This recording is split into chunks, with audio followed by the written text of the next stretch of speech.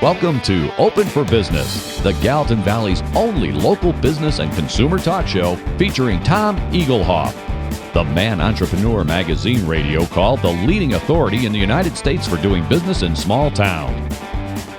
Here he is, speaker, author, small business consultant, and Mrs. Egelhoff's favorite son, Tom Egelhoff. All right, welcome everyone. Open for Business. We air every Saturday live from 11 a.m. to 2 p.m. Mountain Time on AM 1450 KMMS in Bozeman, 1340 KPRK in Livingston, Montana. If you'd like to be a part of the big broadcast, go to kmmsam.com and click Listen Live. The call-in number during the show, 406-522-TALK, 406-522-8255.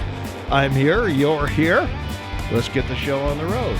All right, welcome back, everyone. 56 degrees outside. It's Saturday, March 12th, 2016. It is 25 minutes before the top of the hour. And I want to welcome you to the podcast portion of Open for Business.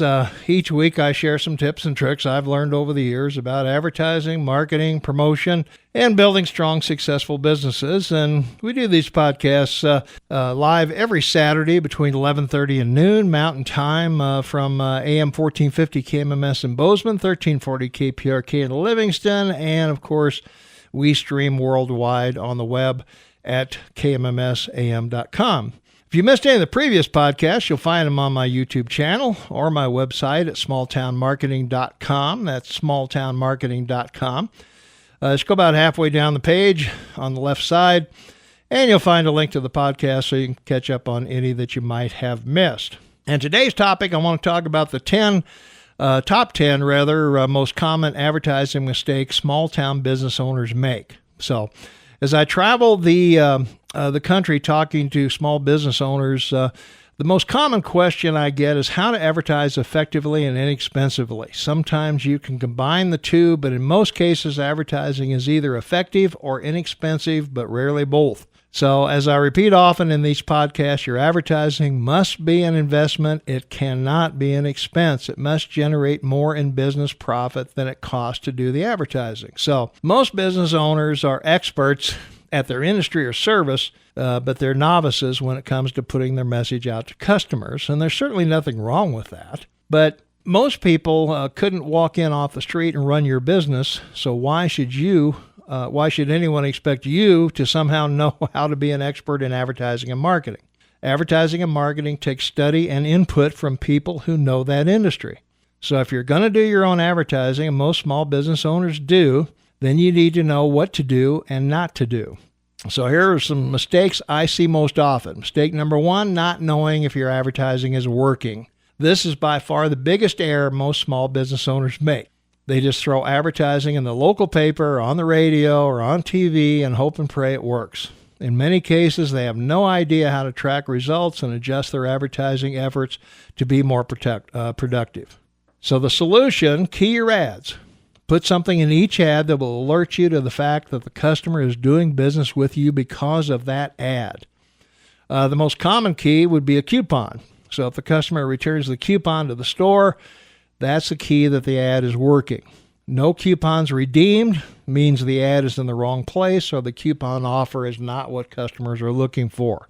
Another way to educate the customer and make you an expert at the same time, ask customers to call, write, or stop in for a free brochure of the 13 things you should know before you buy tires, let's say. The response to the brochure will give you an idea of how many customers ask for the brochure and how many are transferred into customers.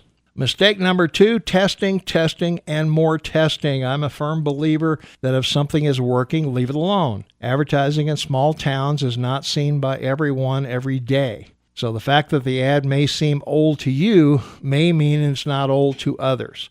Many people are seeing it for the first time. So did you look for tire ads in the paper today? Chances are you didn't unless you needed tires. So if you didn't look, are the ads old to you? So probably not. So the solution, because of competition and the general economy, times and attitudes of customers change.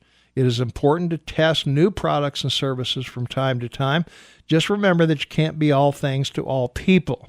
Your advertising should project a family theme, and I'll cover that in a moment. Make sure you keep the consistent look of your business with your testing. Mistake number 3 is when to advertise. So on your first day of business, did you advertise? Chances are you had a grand opening, balloons, radio, TV, newspapers, contests, and anything else to attract customers to your brand new business. So can you keep this kind of advertising up all year long? Chances are you can't. So when should you advertise? Here, in my opinion, the big mistake is spreading advertising out evenly over the entire year. A constant amount spent each month in the same place. I know that's the easy way to budget your advertising expense, but remember, we don't want advertising to be an expense. We want it to be an investment. So in the stock market, we want to sell high and buy low. And you want to do the same with your advertising. So the solution is, if you budget consistently, what are you going to do in the case of an emergency? Your competitor runs a big promotion. Will you have the funds to combat that? Your industry gets some bad publicity. Will you have the funds to defend your company? So as you can see, there are times and events that may affect how and where you advertise during the year. Make sure you keep a little in reserve to combat any adverse conditions that might occur. Another mistake is advertising in the wrong place.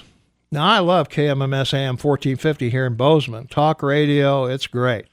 So if I love it, I'm sure my customers love it too. So that's where I'll advertise. Now, does that sound familiar? Well, that logic might be right, but generally it isn't. If you're spending advertising dollars in the wrong place, suddenly your advertising is an expense, not an investment. So the solution is get to know your customers as much as possible. You might create a survey for them to fill out. Ask what radio stations they like, what newspapers or magazines they like. You need to construct a profile of your target market.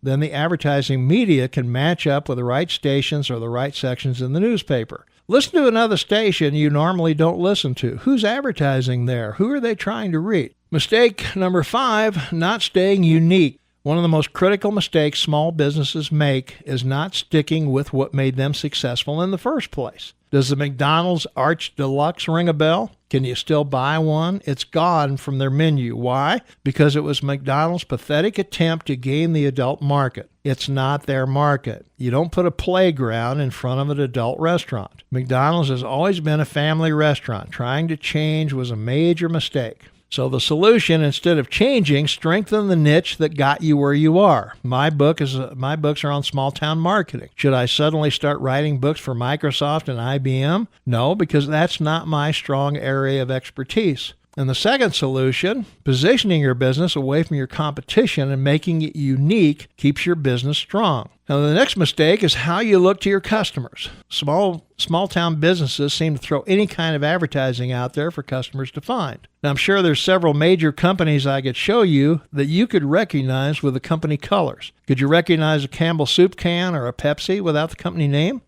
Sure you could. Customers over time begin to feel comfortable with the look and feel of your advertising. So the solution is to create a visual image for your company and stick to it. Logo, the colors, and even the language of the messages should have the same look and feel and build on that. Next mistake we have is poorly planned promotions and events.